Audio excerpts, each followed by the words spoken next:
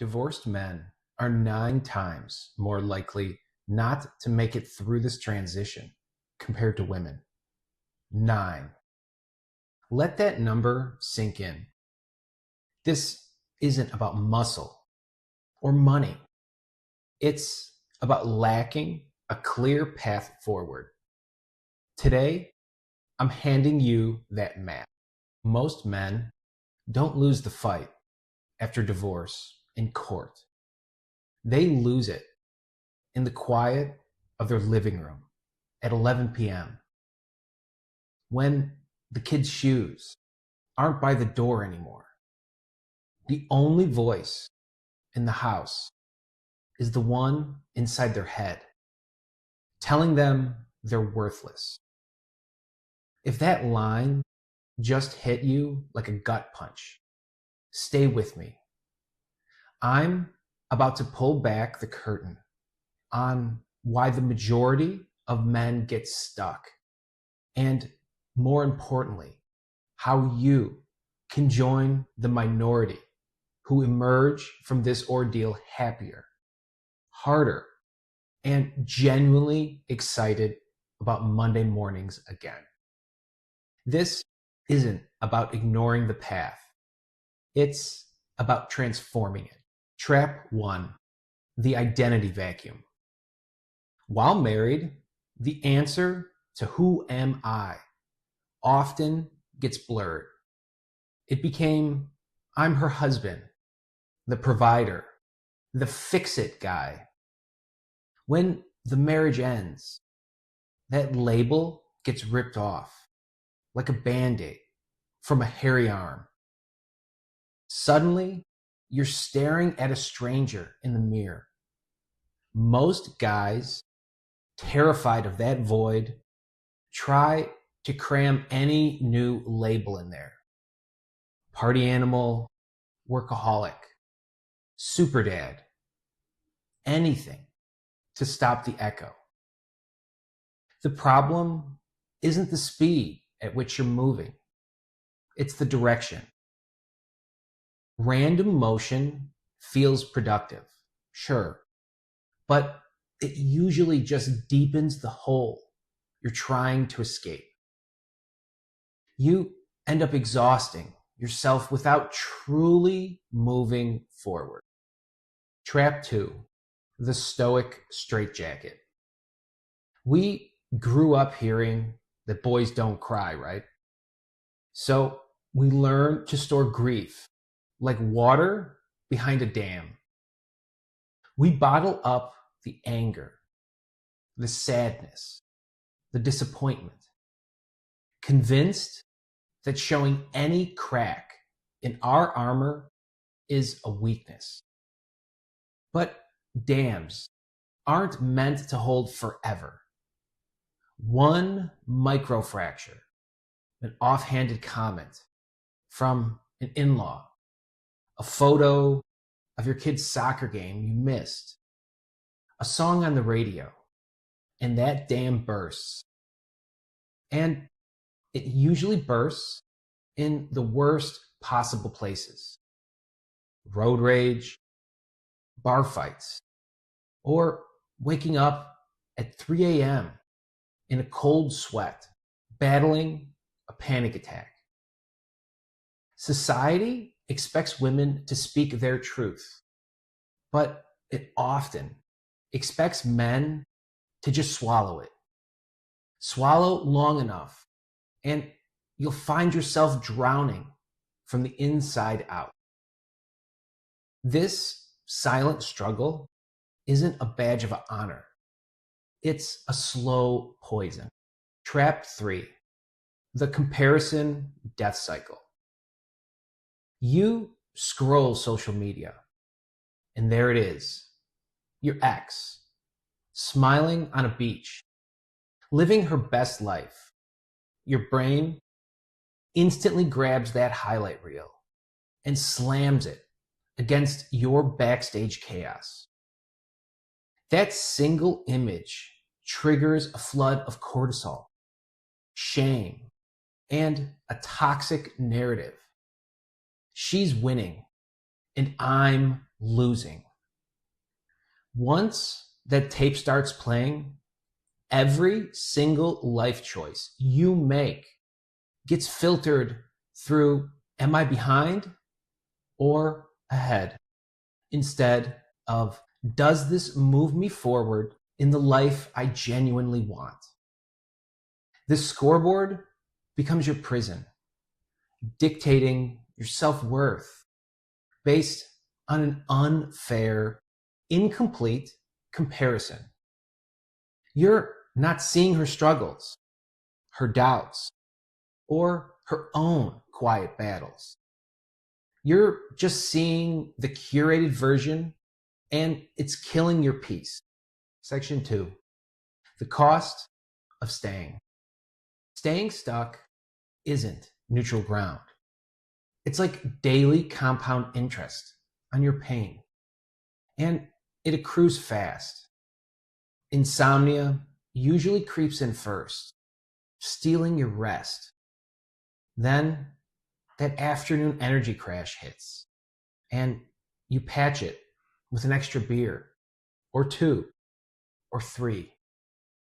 Within 6 months, your waistline expands, your testosterone dips, and your bank balance often follows suit. Researchers at Kansas State, tracking post-divorce men, found that over 60% experienced a drop in income that lasted at least 5 years. And here's the kicker. The deeper the emotional spiral, the steeper that financial drop. You simply can't negotiate a raise when your self-worth is in the basement. You can't focus on opportunities when your mind is a battlefield. But the cost isn't just personal. It ripples outward, affecting those who depend on you most. Kids with emotionally checked out fathers show higher anxiety rates and lower academic scores. Your stuckness isn't just about you. It's actively shaping their future. It's eroding their sense of security and providing a skewed blueprint for how to handle life's challenges. This isn't a judgment. It's a stark reality. You owe it to yourself and to them to break free. Section 3, the blueprint to beat the odds. This isn't about a quick fix. It's about a strategic, consistent approach. Step 1, name the beast, then shrink it. For 10 minutes, write down every thought that comes to mind without editing a single word. I'm terrified, I'll die alone. Goes right next to, I'm out of peanut butter. The goal isn't literary genius. It's externalizing the noise in your head. Getting it out of your skull and onto paper instantly shrinks its power. Next, read what you wrote aloud to one safe human. A sister, an army buddy, a therapist, someone who won't judge. Just listen. Saying those words in front of another person downgrades shame from a crushing verdict to just a feeling. And feelings move. They don't stand still. Action today.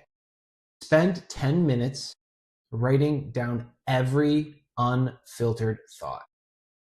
Step 2, build a morning routine. Before you touch your email, before you check the news, move your body for 12 minutes. This isn't about getting abs. It's about changing your chemistry. Short bursts of body weight work, push-ups, squats, jumping jacks, spike dopamine, and brain-derived neurotropic factor. Think of BDNF as fertilizer for new neural pathways, helping your brain heal and grow. Follow that with 2 minutes of box breathing. 4 seconds in, hold for 4 seconds. 4 seconds out, hold for 4 seconds.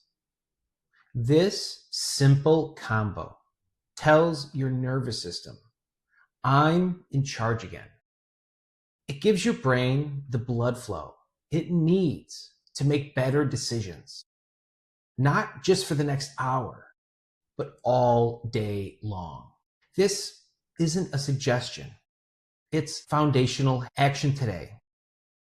Tomorrow morning, commit to 12 minutes of movement and 2 minutes of box breathing before anything else. Step 3, schedule micro wins. Pick one category: health, money, or relationships, and set a task so small it feels almost silly. Floss 1 tooth. Transfer $5 to savings. Text hey to a friend you've ignored since the split. The trick is consistency. Stack these wins daily. Momentum isn't built on grand declarations. It's built on undeniable proof that you can keep a promise to yourself, even a tiny one.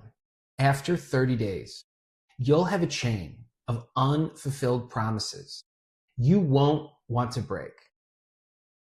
These small victories are the bedrock of rebuilding your self-trust. Action today. Pick one micro win in any category and execute it before the day ends.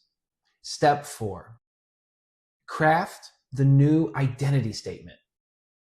Instead of defining yourself as I'm divorced, try something like I'm a 42-year-old man learning to grill the perfect steak, mastering basic home repairs, and rebuilding a life that is authentically mine. Make it specific, present tense, and make it public. Even if public just means posting it in your bedroom mirror. Identity drives behavior. Behavior doesn't magically find identity. You're not faking it till you make it. You're practicing it till you become it. You're consciously stepping into the man you want to be. Action today. Write out your new identity statement and put it somewhere you'll see every day. Step 5, audit inputs ruthlessly. For 30 days, unfollow every account that triggers you, whether it's your ex's friends or anyone whose life makes you feel less than. Replace them with 2 podcasts and 1 book that speaks directly to post-divorce growth. Curate your feed like your life depends on it, because right now, it absolutely does. What you consume shapes your mindset, and your mindset determines your trajectory. Action today. Unfollow 5 triggering accounts and subscribe to 1 new positive podcast. Step 6, re-enter the social arena. Loneliness, according to Brigham Young research, is as lethal as smoking 15 cigarettes a day. It's a silent killer. Join one low-stakes group, a climbing gym, a community college, Spanish class, a pickleball league. Show up, mouth shut, ears open for the first 3 sessions. The goal isn't to find a new partner. It's to find connection. Connection isn't found by hunting for a new wife. It's found by doing shared activities where conversation can grow sideways, naturally, without pressure. You need a tribe, even if it's just a small one. Action today. Research one low-stakes group or activity you could join next week. I've packaged the full 12-step recovery map, complete with a daily tracker, located inside our app.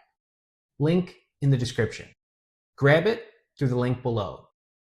It takes 10 seconds and could save you 10 months of guessing and stumbling. This isn't just information. It's a tool for transformation. Section 4, money, dads, and dating. These are the 3 big ones that trip most men up.